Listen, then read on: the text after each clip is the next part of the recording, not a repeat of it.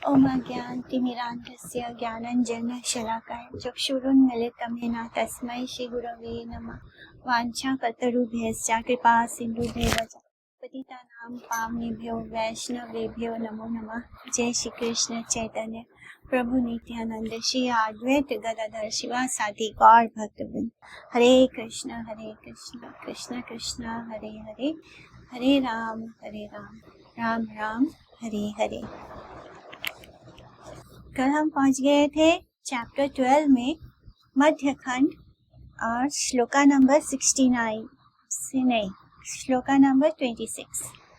तो अभी लास्ट श्लोका जो हमने किया था वो था नित्यानंद प्रसादे से हया विष्णु भक्ति जानी हा कृष्णेरा नित्यानंद पूर्ण शक्ति।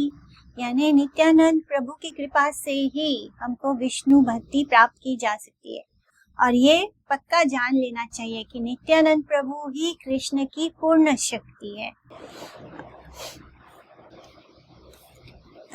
और हम जहाँ पहुँचे थे कि नित्यानंद प्रभु को हम उनके शौक्र परंपरा में स्थित मतलब से नहीं जानते, क्योंकि शौक्र परंपरा क्या होता है, वो बायोलॉजिकल तरीके से उनके वंश वगैरह, तो नित्यानंद वो उस कैटेगरी में नहीं आते। नित्यानंद कौन है? वो साक्षात परमेश्वर ही है, वो ही विष्णु जी है और वो ही उनको हम सेवक भगवान कहेंगे, क्योंकि वो सेवा भगवान की, वो भगवान भी है और वो सेवा भी करते हैं। इस तरह वो भगवान की संदिनी शक्ति में अधिष्ठित विष्णु विग्रह है। स्वयं विष्णु होकर भी वो परतम विष्णु तत्व के सेवक है। कृष्णेरा द्वितीय नित्यानंद बई नाई संगी सखा शयन भूषण बंधु भाई वेदेरा आगम्य नित्यानंदेरा चरित्र सर्वजीव जन का रक्षक सर्वमित्र इहारा व्यवहार सब कृष्ण रसमय इहाने सेविले कृष्ण भक्ति प्रेम कृष्ण प्रेम भक्ति है। तो नित्यानंद प्रभु को छोड़कर कृष्ण का और दूसरा कोई नहीं है।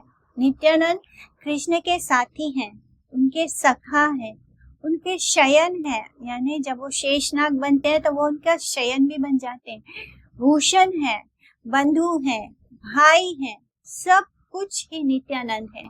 नित्यानंद का चरित्र वेदों के लिए भी अगम्य है।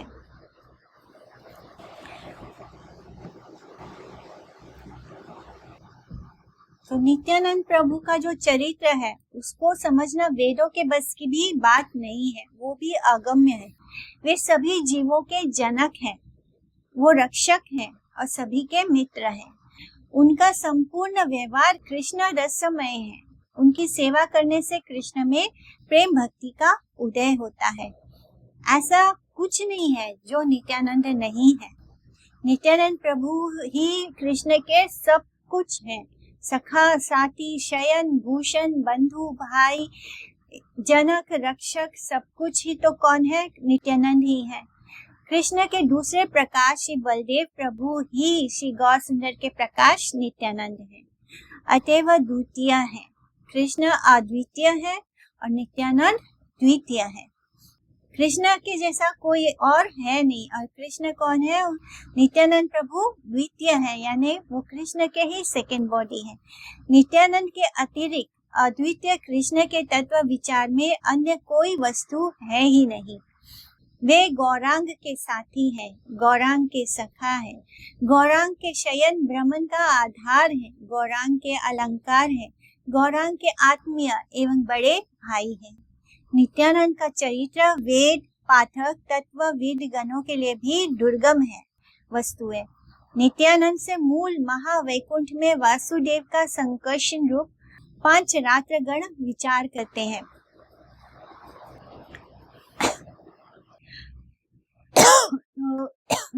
नित्यानंद ही वासुदेव संकर्षण है, उनसे ही सारे चतुर्विद आते हैं, विष्णु आते हैं चतुर, और वो नित्यानंद का अंशगत परिचय नहीं है। नित्यानंद तो स्वयं ही प्रकाश वस्तु है, उनसे ही प्रकट होकर कारणोदक्षाय विष्णु गर्भोदक्षाई विष्णु एवं शिरोदक्षाई विष्णु, ये तीनों अर्णवत्रय 3 समुद्र में शयन कर रहे हैं। तो ये भी कौन है? ये नित्यानंद का ही प्रकाश वस्तु है। व्यष्टि विष्णु, समिष्टि विष्णु एवं कारण विष्णु, ये तीनों अनिरुद्ध, प्रद्युम्न एवं संकर्षण के रूप में महावैकुंठ में है। वैकुंठ एवं जगत के कारण रूप में प्रतिष्ठित है। संधिनी शक्ति में अधिष्ठित विष्णु विग्रह से ही कारणोदक्षाई विष्णु एवं उनसे नैमित्तिक अवतार समूह तथा तटस्थ शक्ति परिणाम से परिचित जीव तत्व का उदय होता है। इसलिए वे सब जीवों के जनक हैं। वे सभी जीवों के पालक हैं, इसलिए सभी के रक्षक एवं सभी के एकमात्र आश्रय हैं, इसलिए सभी के बंधु भी हैं। नित्यानंद प्रभु ईश्वर हैं, जीवगण उनके भेद अंश है, अर्थात तटस्थ शक्ति परिणत सेवक है। चित शक्ति विलास एक शुद्ध सत्व नाम है।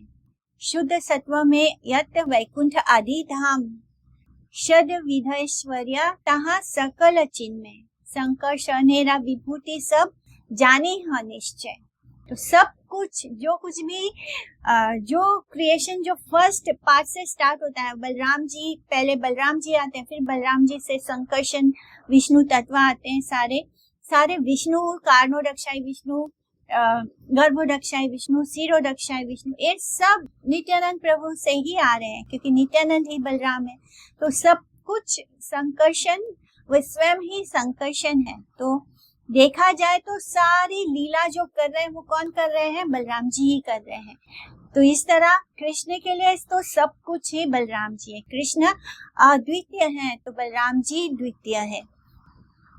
कृष्ण की रस सेवा के समाधान के उद्देश्य में नित्यानंद के सभी उद्यम चेष्टाएं हैं, इसलिए इनकी सेवा करने से ही कृष्ण प्रेम भक्ति पिपासु जनों में सेवा वृत्ति का सब प्रकार से उन्मेष होता है। तो इस तरह जो नित्यानंद प्रभु की सेवा करेगा उसको ही कृष्ण भक्ति, कृष्ण के लिए प्रेम भक्ति प्राप्त हो सकती है, क्योंकि वो ही उससे दे सकते हैं। जय जय नित्यानंद चरणारविंदा, यहाँ ही ते पाइनु श्री राधा गोविंदा। तो नित्यानंद प्रभु के चरण अरविंद की जय, यही उनके चरणों में ही हमें क्या मिलेंगे? श्री राधा गोविंद। श्रीमन नित्यानंद के अधोवस्त्र, भक्ति करी इहा न कौपी न बांध सिरे, महायज्ञ इहा पूजा गिया घरे।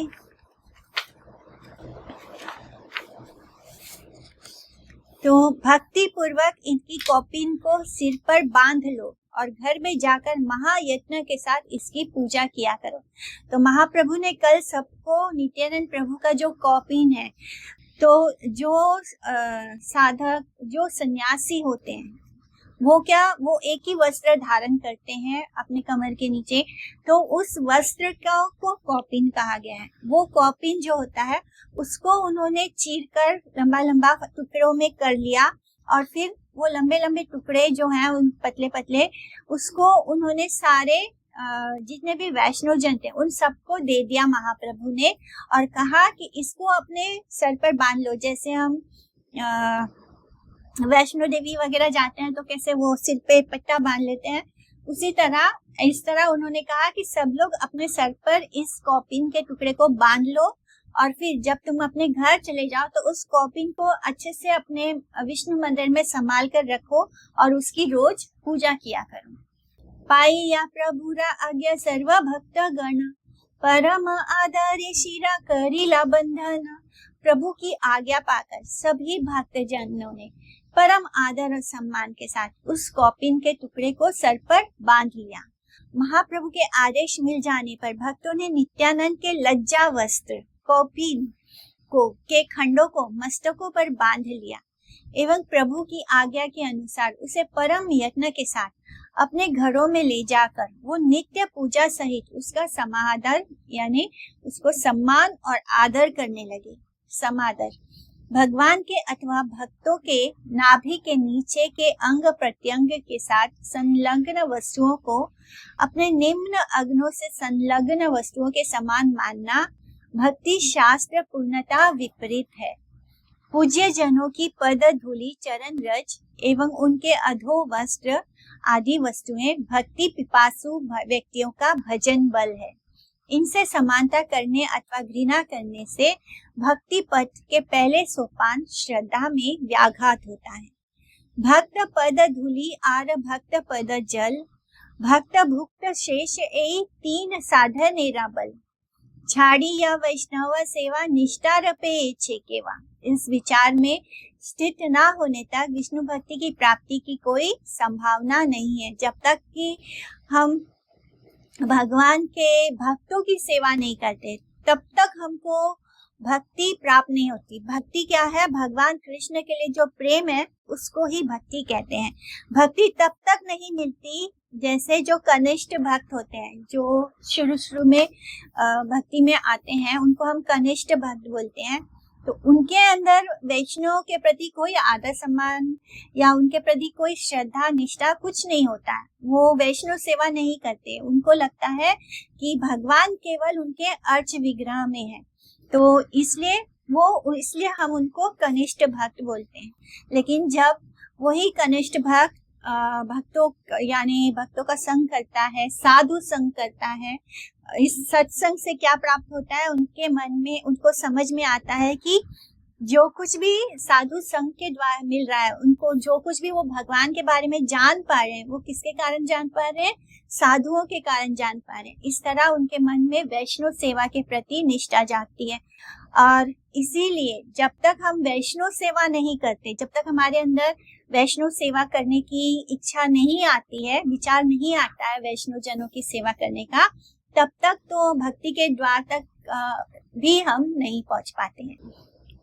इस तरह जो छाड़ी या वैष्णव सेवा निष्ठार पे इच्छा केवा, तो जो वैष्णव सेवा नहीं करते उनका कोई निष्ठार नहीं हो सकता, उनको कभी भक्ति नहीं मिल सकती, वो जीवन मृत्यु के इस चक्र से मुक्त नहीं हो सकते। इस विचार में स्थित ना होने तक विष्णु भक्ति की प्राप्ति की कोई संभावना है ही नहीं। जब तक वैष्णव सेवा नहीं होगी तब तक विष्णु भक्ति की प्राप्ति की कोई संभावना नहीं है।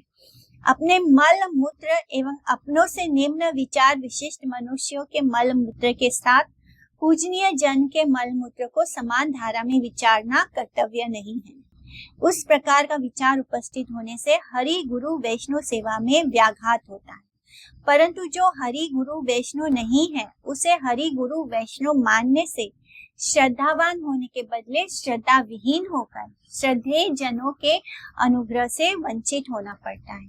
वही सेवा विमुक्ता अथवा अभक्ति है। अभक्ति क्या है? कि कोई व्यक्ति हरि गुरु या वैष्णव नहीं है, विष्णु का भक्त नहीं है, लेकिन अगर हम उसको हरि गुरु वैष्णव के लेवल का मानकर उनके प्रति श्रद्धा करेंगे तो हम क्या हो जाएंगे? श्रद्धा विहीन हो जाएंगे। ऐसा होने से क्या होगा? हमारे अंदर भगवान के सेवा के प्रति विमुखता आएगी और इसी को हम भक्ति कहते हैं। प्रभु बले सुना सकल भक्त गण, नित्यानंद पादोदक कराह ग्रहण, करी ले मात्र एई पादोदक पान, कृष्ण दृढ़ भक्ति हया इथे नहीं आन। आज्ञा पाई सबे नित्यानंदेरा चरण, पखालिया पादोदक कराए ग्रहण, 5 बार 10 बार एका जने खाए, भाम्य नहीं नित्यानंद हासाए सदाए।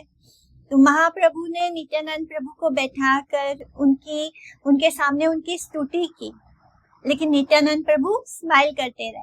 वो इस तरह क्यों थे? क्योंकि वो हर समय महाप्रभु के प्रेम में इस कदर डूब गए थे कि उनको बाहरी कोई ज्ञान नहीं है, वो क्या कर रहे हैं, आसपास क्या हो रहा है, उनको कोई इसका लक्ष्य नहीं है। इसी तरह प्रभु बोले कि सभी भक्तजन सुनो, तुम सब नित्यानंद का पादोदक ग्रहण कर लो।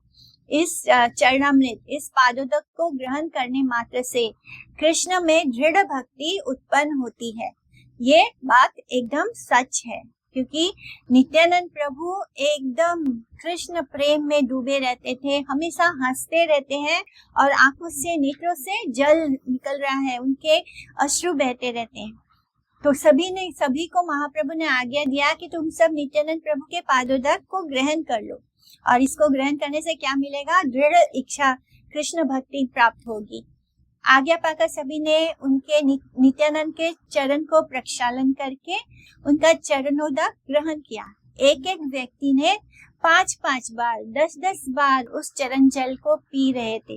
ऐसा करने से वहां में ज्ञान रहित नित्यानंद हंस रहे थे। नित्यानंद प्रभु को बाहरी कोई ज्ञान नहीं कि कौन उनके चरणों पे जल से अभिषेक कर रहा है, कौन जल उठाकर पी रहा है। वो अपने प्रेम भाव में इस कदर डूबे हुए हैं कि वो उस समय भी हंसते जा रहे हैं।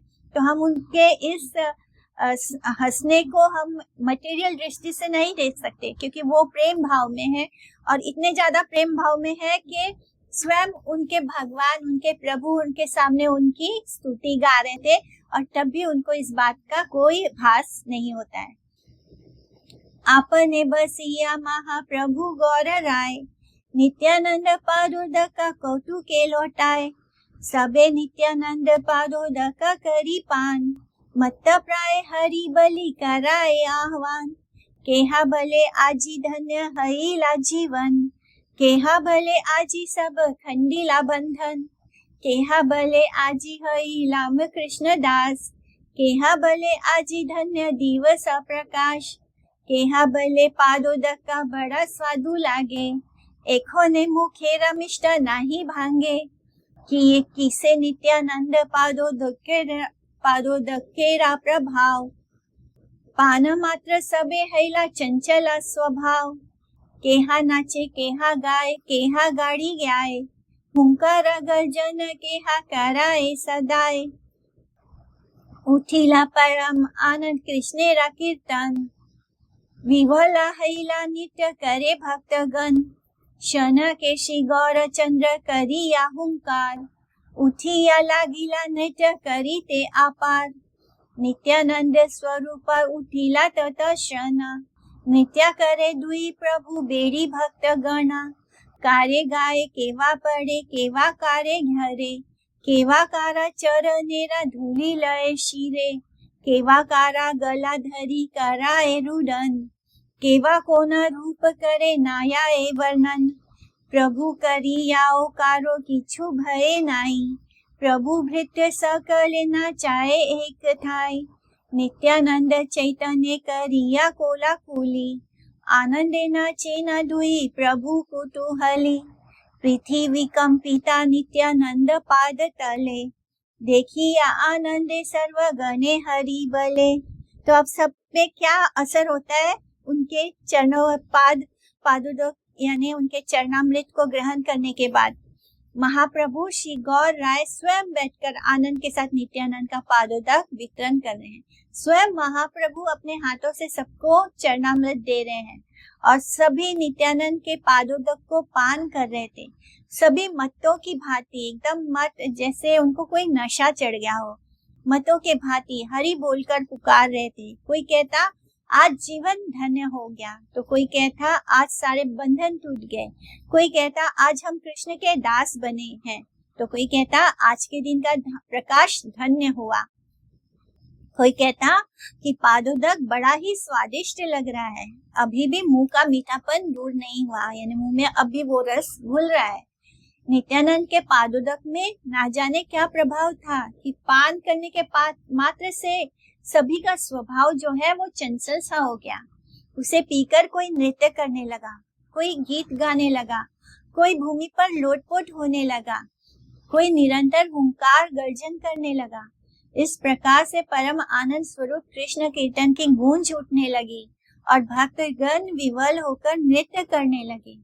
क्षण भर में श्री गौर चंद्र ने भी हुंकार करते हुए उठकर अपार नृत्य करना शुरू कर दिया। ये देखकर नित्यानंद स्वरूप भी उठकर खड़े हो गए और चारों ओर नृत्यरत भक्तों के बीच दोनों प्रभुओं ने एक साथ नृत्य करना आरंभ कर दिया। कोई किसी के शरीर से जाकर टकरा रहा था, कोई किसी को पकड़ रहा था, तो कोई किसी के चरण रज लेकर अपने सर पर धारण कर रहा था, कोई किसी के गले लगकर क्रंदन कर रहा था। कौन कौन क्या क्या कर रहा था, इसका वर्णन नहीं किया जा सकता। ये दोनों प्रभु हैं, इस बात का भी कोई डर किसी को नहीं था कि हम प्रभु के साथ नाच रहे हैं।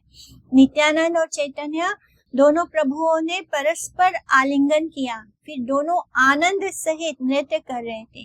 नित्यानंद के पद ताल से जैसे पृथ्वी कांप रही थी। इसे देखकर सभी भक्तगण आनंद के साथ हरि हरि बोल रहे थे। जो नित्यानंद इतने सारे ब्रह्मांडों को अपने शीश पर धारण करते हैं, जिनके लिए एक एक ब्रह्मांड केवल राई के दाने के समान है, तो उनका कैसा बहार होगा कि जब वो आनंद में कीर्तन में कूदते हैं तो उनका जो केवल पद ताल जो होता है, उनके चरणों का ताल से ही क्या हो रहा है, नृत्य के समय पृथ्वी कांप रही है। श्री श्री गौर सुंदर की आज्ञा अनुसार नित्यानंद के पद प्रक्षालित जल को ग्रहण करते हुए किसी ने कहा कि नित्यानंद का पादोदक बड़ा ही स्वादिष्ट है। पादोदक पान के स्वाद से उत्पन्न जो मीठापन है अभी भी जीवा से नहीं गया है। पादोदक पान करने के बाद भी मुंह में मीठापन निरंतर बना रहता है। साधारण मूढ़ व्यक्ति नित्यानंद पादोदक में साधारण जल बुद्धि रखने के कारण पार्थिव आशा पाश रज्जु में आबद्ध रहते हैं। रज्जु यानी रस्सी। इस तरह वो इस मटेरियल वर्ल्ड में ही बंधे रहते हैं, परंतु पादोदक का स्वभाव ही ऐसा है कि उसका पान करने वाले भक्त अपने आत्म स्वरूप को समझकर उसे उपलब्ध करने में पारंगत होकर अपने नित्य भागवत दास स्वरूप को समझ लेते हैं। फिर भी किसी ने कहा कि सभी अमंगल दूर होकर आज हमारे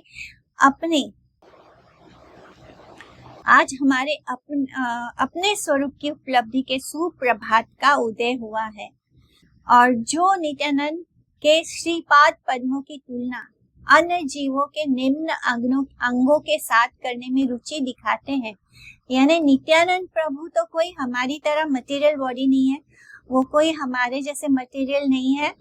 लेकिन अगर जो लोग भक्त नहीं होते वो क्या करते हैं, वो तुलना करने लगते हैं। वो भगवान को भी हमारी तरह अपने आप के जैसा मान लेते हैं कि जैसे हमारा शरीर है, हमारा देह है, वैसे भगवान का भी है। इस तरह अगर हम बुद्धि करेंगे नित्यानंद प्रभु में या कृष्ण में तो क्या होगा, हमसे अपराध ही बनेगा, हमें अभक्ति ही प्राप्त होगी। नित्यानंद के श्रीपाद पद्मों की तुलना अन्य जीवों के निम्न अंगों के साथ करने में रुचि दिखाते हैं ऐसे लोग, उनमें कृष्ण भक्ति का क्या होता है, अभाव होता है, ऐसा मानना होगा। उनको कभी भी कृष्ण भक्ति प्राप्त नहीं होती। प्रभु का पादोदक पान करने वाले जन में ऐसी उन्मत्तता आती है कि वो निरंतर मुख से भगवान को पुकारते रहने के प्रयास से जुड़ जाता है।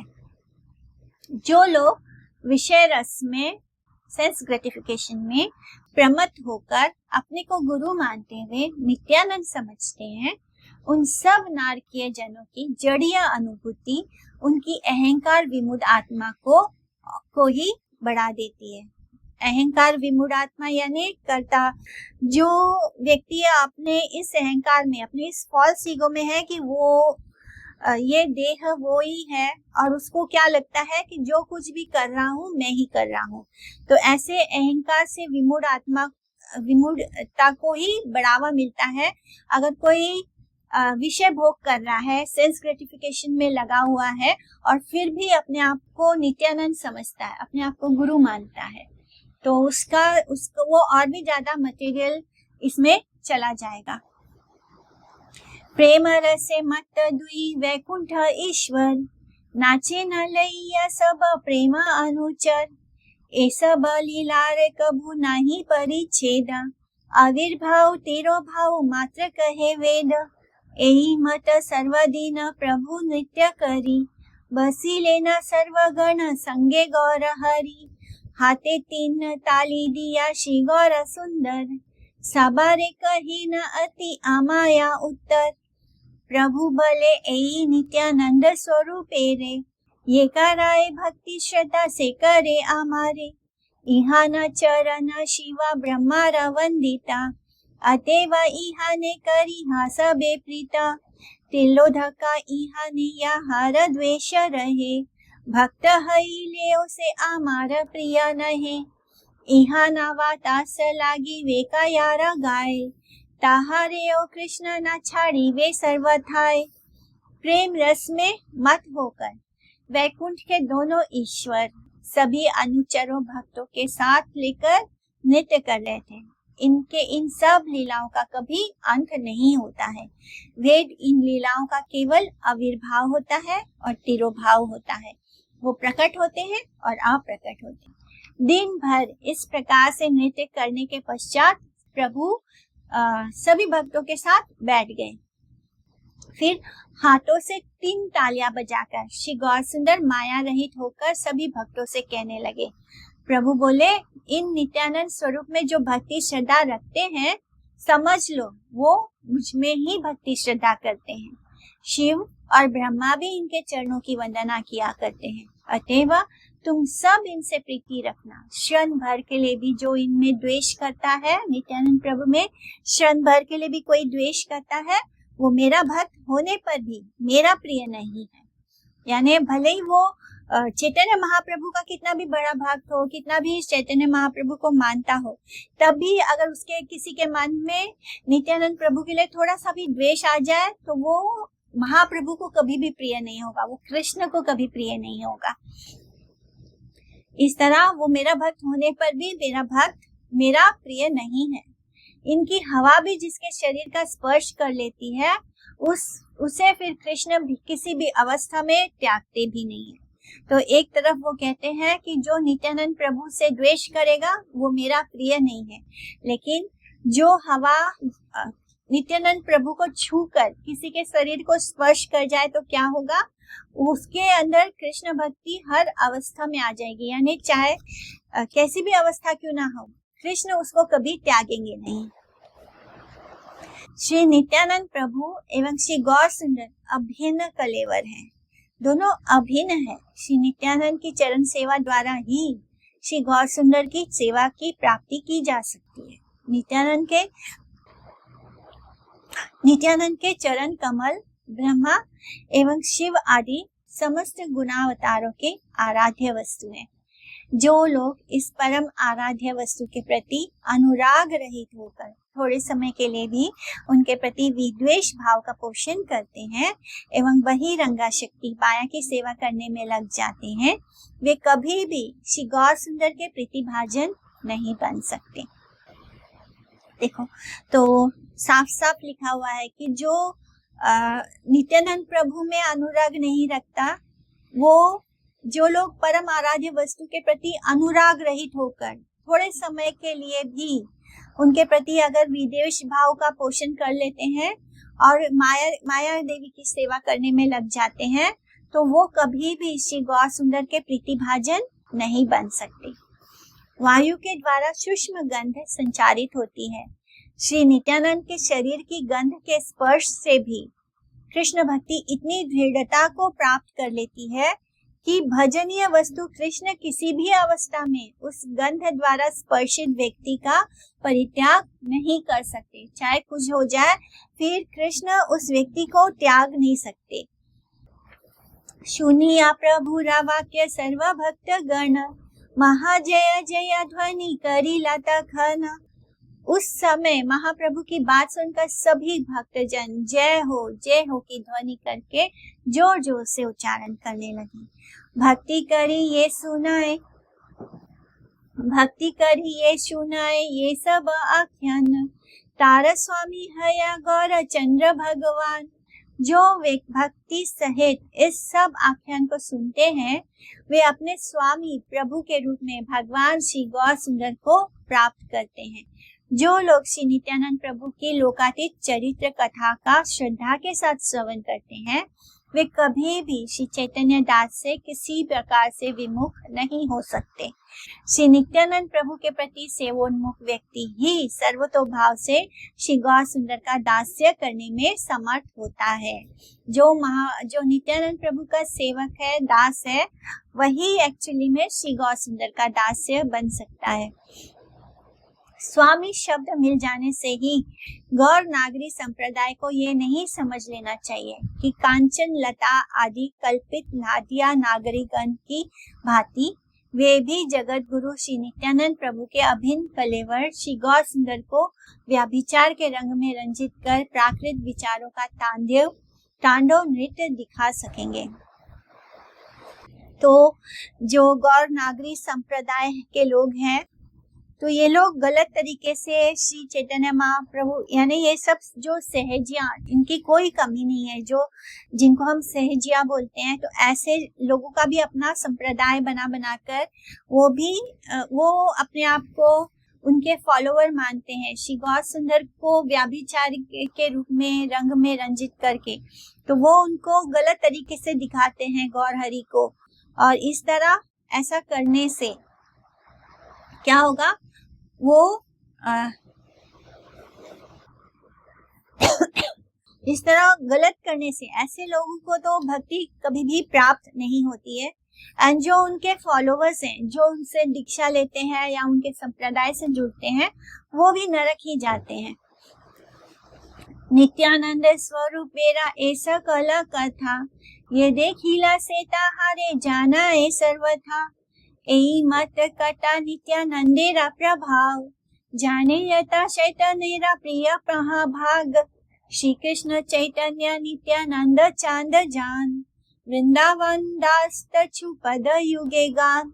नित्यानंद स्वरूप की इन सब कथाओं का जिन्होंने साक्षात दर्शन किया है, वे ही नित्यानंद को भली भांति जानते हैं। इस प्रकार नित्यानंद प्रभु का कितना प्रभाव है, उसे चैतन्य के प्रिय महाभाग्यवान जन ही भली प्रकार जानते हैं। श्री कृष्ण चैतन्य और नित्यानंद चांद जिनके जीवन है, वे वृंदावन दास उनके युगल चरणों की महिमा का गान करते हैं। श्री चैतन्य के परम प्रिय महाभाग्यवान जनगण ही नित्यानंद के प्रभाव को जानने में समर्थ है। इति श्री चैतन्य भागवते मध्य खंडे श्री नित्यानंद महिमा वर्णनम नाम द्वादशो अध्यायः। इति द्वादश अध्याय का गौड़ीय भाष्य समाप्त होता है। तो 12th चैप्टर भी फिनिश हुआ। अब हम आगे बढ़ते हैं और त्रयोदश अध्याय का, दैट इज 13th चैप्टर का कथासार थोड़ा सा पढ़ लेंगे, क्योंकि अभी है हमारे पास 5 मिनट। इस अध्याय के में क्या होता है, महाप्रभु का नित्यानंद और हरिदास के द्वारा घर घर में कृष्ण कीर्तन, कृष्ण भजन एवं कृष्ण शिक्षा प्रचार का प्रवर्तन, जगाई माधाई के निकट प्रचार, माधाई के द्वारा नित्यानंद पर आक्रमण, घटना स्थल पर महाप्रभु का आगमन एवं सुदर्शन चक्र का आह्वान, दोनों भाइयों का गौर पाद पद में शरणागत होना, गौर नित्यानंद के द्वारा जगाई माधाई को क्षमा प्रदान एवं उद्धार, देवगद द्वारा गौर सेवा, वैष्णव के चरणों में अपराध का परिणाम इत्यादि वर्णित हुआ है। तो अब हम जो बहुत ही फेमस लीला है जगाई माधाई की, वो इसी चैप्टर में आने वाली है। श्री गौर सुंदर के लीला समूह को केवल प्रेम दृष्टि से ही उपलब्ध किया जा सकता है, इसलिए प्रभु के प्रति प्रीति रहित साधारण लोग उनको केवल मात्र निमाई पंडित समझते थे, परंतु जिनके पास सुकृति है, ऐसे सुकृतिवान जनगण ही अपने अपने अधिकार के अनुसार उनके प्रकाश समूह का दर्शन किया करते थे। जिनके पास सुकृति होगी, केवल वही निमाई पंडित में श्री चैतन्य महाप्रभु में कृष्ण के दर्शन कर सकता है, उनको कृष्ण मान सकता है, उनकी गौर लीला जो है उसको जो प्रेम दृष्टि से देखेगा। जिसके पास सुकृति होगी वही उसको प्रेम दृष्टि से देख पाएगा, और बाकी सब लोगों के लिए वो क्या है, वो केवल निमाई पंडित है। एक दिन महाप्रभु ने नित्यानंद एवं हरिदास को प्रत्येक के द्वार पर जाकर कृष्ण भजन, कृष्ण कीर्तन एवं कृष्ण शिक्षा प्रचार रूप भिक्षा करने की एवं दिन के उपरांत इसके परिणाम के बारे में उनको बताने की आज्ञा प्रदान की। इस प्रकार की अद्भुत भिक्षा का आदेश सुनकर पहले तो सभी हंस पड़े, फिर नित्यानंद और हरिदास उनकी आज्ञा को शिरोधार्य करते हुए द्वार द्वार पर जाकर उस प्रकार की भिक्षा करने लगे। गृहस्थीगण दोनों सन्यासियों को संभ्रम सहित भिक्षा गृहानार्थ निमंत्रित करने के लिए आते, तो वे महाप्रभु के आदेश के अनुरूप मात्र कृष्ण कीर्तन, कृष्ण भजन एवं कृष्ण शिक्षा करने के अनुरोध रूप भिक्षा करके कहीं अन्यत्र चले जाते। अपूर्व भिक्षा की रीति को देखकर सज्जन गण आनंदित होकर सब वैसा करने के लिए प्रतिज्ञाबद्ध होते, तो कोई कोई उनको पागल समझकर चैतन्य की निंदा करने लगता, अथवा कोई श्रीवास के घर कृष्ण कीर्तन में प्रवेशाधिकार न मिलने पर ईर्ष्या के साथ उनको आक्रमण एवं धर्माधिकरण कानून का भय दिखाता। परंतु चैतन्य के बल से बलि, नित्यानंद और हरिदास इससे जरा भी विचलित अथवा भयभीत नहीं हुए और वो अपना कार्य करते रहे। एक दिन दोनों को महापापिष्ट जगाई माधाई नामक दो मध्यप यानी शराबी दो मध्यप दिखाई दिए। दोनों की दुर्गति की पराकाष्ठा को देखकर परम दयालु पतित पावन नित्यानंद एवं हरिदास के हृदय विचलित हो उठे। उन्होंने दोनों भाइयों को महाप्रभु की पतितोद्धारण लीला का ज्वलंत उदाहरण स्थल समझकर सभी विपत्तियों को स्वीकार करते हुए उनको महाप्रभु के परम मंगलजनक आदेश की जानकारी देने के लिए संकल्प कर लिया एवं ऊंचे स्वर से कृष्ण भजन की बात कहने लगे। जगाई माधाई को अनेक पाप आचरण करने पर भी वैष्णव अपराध करने का अवसर कभी नहीं मिला था, इसलिए गौर नित्यानंद की कृपा प्राप्त करने का सौभाग्य उन्हें प्राप्त हो सका। उनसे कभी भी कोई वैष्णव अपराध नहीं हुआ था, इसलिए उनको गौर और नित्यानंद की कृपा प्राप्त हुई। वैष्णव निंदा बड़ा ही गुरुतर अपराध है। ये सर्व मंगलों का बाधक एवं सारे अधपतन का हेतु है। कभी किसी वैष्णव की निंदा नहीं करनी चाहिए। एक बार किसी वैष्णव की निंदा कर लिया तो फिर भक्ति का मार्ग जो है वो अवरुद्ध हो जाता है। एकमात्र वैष्णव कृपा को छोड़कर सर्व महाप्रायश्चित स्वरूप कृष्ण नाम से भी वैष्णव अपराध का शालन नहीं होता। यानी बाकी सब जितने भी पाप हैं वो क्या होता है, उसका प्रायश्चित कृष्ण नाम से हो जाता है। किंतु वैष्णव अपराध ऐसा अपराध है कि ये कृष्ण नाम से भी दूर नहीं होता। इस बात की सभी शास्त्र बहुत ऊंचे स्वर से घोषणा करते हुए जगत को सावधान करते रहे हैं। यानी अगर हम सोच लें कि हम किसी वैष्णव के बारे में उल्टा सीधा बोल देंगे, उनके साथ कुछ गलत करेंगे और हरि नाम करके उस पाप से को धो लेंगे, तो ये इम्पॉसिबल है। बाकी सब पाप का प्रायश्चित कृष्ण नाम से हो सकता है, हरि नाम से हो सकता है, किंतु अगर हमसे कोई वैष्णव अपराध बन जाए तो वो कृष्ण नाम से भी नहीं खत्म होगा। इस तरह जितने भी शास्त्र हैं वो इसके बारे में बहुत सावधान करते हैं हमें। नित्यानंद और हरिदास की पुकार सुनकर हमारे स्वच्छंद विहार में इन यतियों ने व्याघात उत्पन्न किया है, ऐसा समझकर दोनों दस्युओं ने दोनों सन्यासियों का पीछा करना शुरू कर दिया। दोनों ने भागकर भक्त मंडली के बीच में समासीन गौर सुंदर के चरणों में पहुंचकर सारा वृत्तांत सविस्तार निवेदित किया एवं उनसे अनुरोध किया कि इन पातकियों का उद्धार करके अपने पातकी पावन पतित पावन नाम को सार्थक करने की कृपा करें। दोनों पापियों के प्रति नित्यानंद की कृपा दृष्टि के कारण ही दोनों का उद्धार